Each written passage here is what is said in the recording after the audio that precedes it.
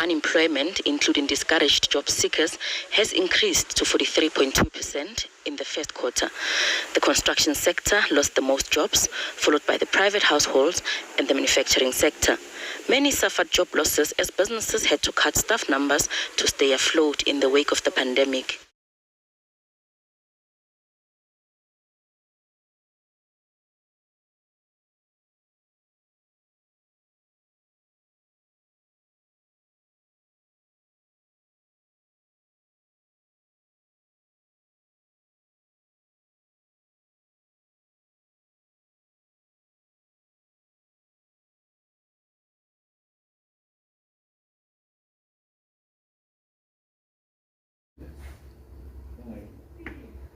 What's up, guys? Welcome back to the channel. So today it's gonna be like a young Q&A. I've got like guests, but I won't be like revealing who they are, but they're gonna be asking me questions in relation to your CV as a job seeker, like burning questions that you wanna ask an HR official. So I'm gonna try to answer those questions to the best of my abilities. So I think those girls are ready. They're ready. I guess ready. All right. Okay, so my question is, as an HR official or someone hiring, what is it that basically you need to do? Because let's say, for example, some people do they submit their resume hand delivery, and some people they apply online. So let's say when you ask a HR official, how do I apply at your company, the only thing they'll be like, go to our website. But hearsay will be, when there's someone working at their company, they'd be like, no, I got this job, I just submitted my CV to this person ABC and I got the job. But when you ask, and then they'll say, just go to our website. So which is the best option? Yeah, how do you know like what to do or how to approach companies? What's the best way? Alright, for me, as you guys know, that networking is really important, but the best way is to go both options. Apply online and then also drop off your CV, your hard copy resume at the company that you want to apply for. Because now the advantage of you dropping off your CV is they see that the seriousness of you like dropping off your CV, and if you're blessed enough, I mean, they might even take your CV and consider you. But also the online method is also like a way where companies track your CV, right? They track it down to see that if you're verified and stuff like that. With hard copies of your CV, they can't really like verify if your qualification is real, because fraud is really high in this country. So hence they'd want you to go via the online route. But I would say both options are the best, in my opinion. So it's basically just try your luck. Try your luck, guys. Next question, if you can hear me. How do I get my CV to make it past the application tracking system? Alright, so you need to use keywords in your CV, right? So if you applying for a job that's logistics based, transport based, your CV can't have things like my hobbies, I like playing soccer and stuff like that, because automatically the system is not gonna see keywords in there, and your resume won't make it. So you need to use keywords firstly, and not once. You need to use them like over and over again, so that the system can track those keywords down. And yeah, that's how you're gonna pass this system. So last question. Last question. Okay. As a job seeker, what skills do recruiters mostly look for? Which skills are in demand? Alright, so the skills that are in demand in our country currently, from my understanding, are the IT, like software type of thing. Like you need to be computer literate, guys. It's really important. I know like some of our backgrounds, we didn't go to schools where there was computers and so forth, but there are companies like Harambe where you can actually go there, apply there, and then they can teach you basic computer skills. If you do have a PC, by chance, but you're still not computer literate, you can apply for Google certifications, which is a free course. The only thing you need is Wi-Fi connection, or if you have enough data. And you can also get a Microsoft certifications. It's the same as Google's one, but the Google one is more advanced. So I'll say start off with the Microsoft certifications.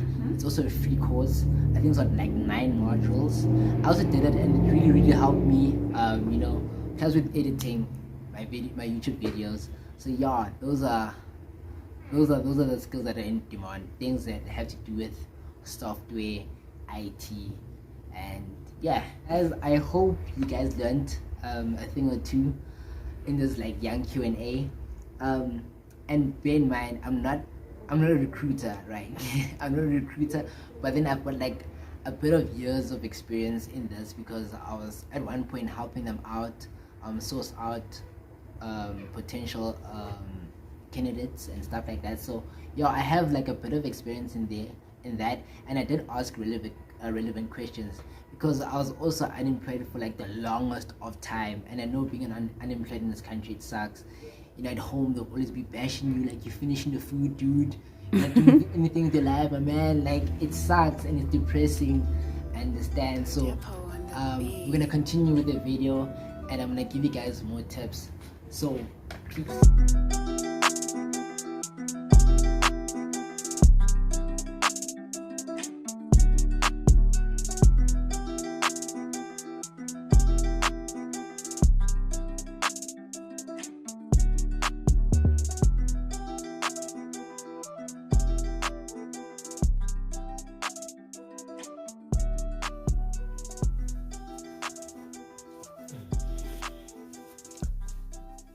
Alright, back to the topic of the video. So these recruitment sites that you use, like Pnet, Indeed, and all that, at the end of the day, they are a business, right? This is what you need to understand. They are a business, and their primary objective is to make money, right? Because they basically sell your data to the potential companies that you might be working for, and you obviously gave them permission, because there are those terms and conditions that you guys don't like reading. You just say agree. Yeah, that's you basically selling your data, but it's obviously a good cause. Like, you want a job. Like, if you don't agree, then so yeah, you agree to them selling your data to companies, and that's how they make their profit in most cases. And this is a competitive market, right? There's so many like recruitment sites now. There's just so many of them, and they need to be the best one and the most trusted one. Other recruitment sites, which I won't mention, they advertise fake job posts. But this is a clever market. This is a clever way of them making money. So they advertise a fake job post, right? With a crazy amount of money. Like they'll be earning like 40-50k. So obviously a lot of people will be like lured in, and then apply to that job post. So what happens is, when so many people apply for this fake job post, it gives them an advantage, because now they can keep your data, and they obviously use like algorithms or whatever. They'll keep the data, and then should they be a legitimate job post, a company like presents to them, instead of them advertising it, they will just source out from the database, the existing database, from the fake job post, and then they'll look for who's relevant. And then if you're relevant, you might just get an email or whatever. So some people will be like, I don't remember applying for this job post, but I've got an interview scheduled next week Wednesday at this place.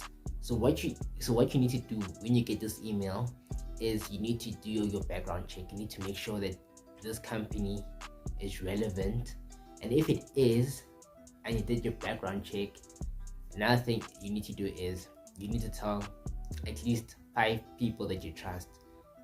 You need to share this email with them, with the address and everything, and then make sure they know your every single movement, because some of them might be a scam, and then it's not good. It's like you're gonna put your life in danger. But some of them are legit, because from this fake job post, they sourced out from there.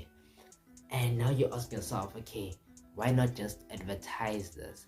Well, advertising, it costs money, to advertise. So imagine if you're an upcoming recruitment site, they're trying to like cut corners, cut costs.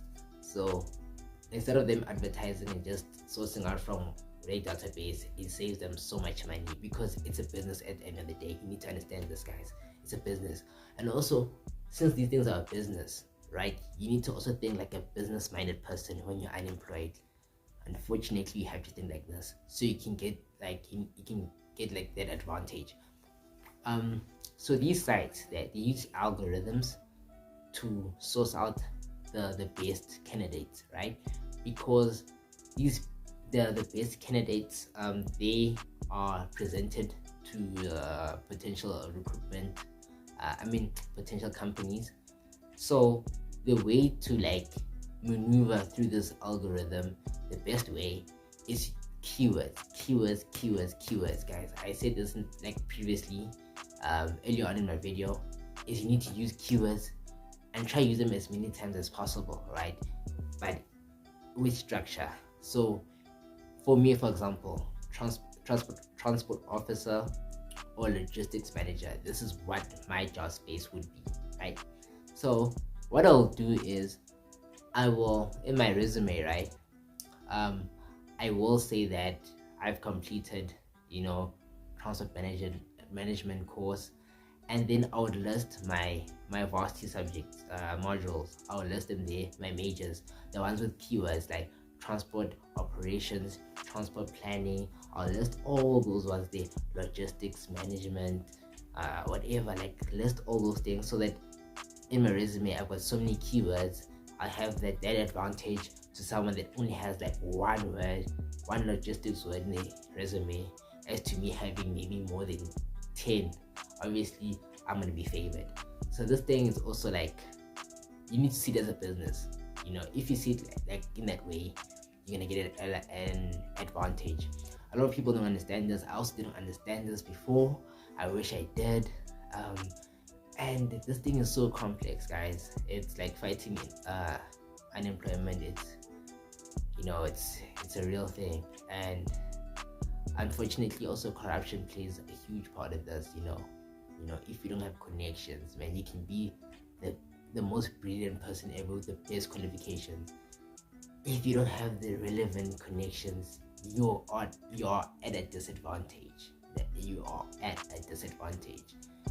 So you also need to build your network, right? And that's where LinkedIn comes in. You need to use LinkedIn as often as possible. The same way you spend time on Facebook, Twitter, and Instagram, you need to spend that same amount of time or more if you're a job seeker on LinkedIn. Try to understand how the algorithm works. Try to understand like what job seekers would want. Try to understand how to use hashtags. Just try and learn the system. And once you learn the system, you're gone, guys. You are completely gone, guys. So yeah, I hope those tips helped. And there's something here on my ring light. I don't know what it is, but it's kind of shaky. Like, what happened, guys? Last time I checked, my ring light was like falling, and all of a sudden it's the next afternoon. That must be a sign, guys, that I need to wrap up today's video right here. I hope you guys learned a lot from today's upload, and you guys learned a thing or two on how to like improve your resume and how to like secure that important interview and basically get that job that you like always wanted. And if you enjoyed today's upload, please give it a thumbs up. It really helps the channel grow. And if you happen to be new here, why don't you click subscribe, turn on the notification bell, because I do drop a new video literally every single Sunday and you don't want to miss it. I'll catch all of y'all in the next upload. Peace.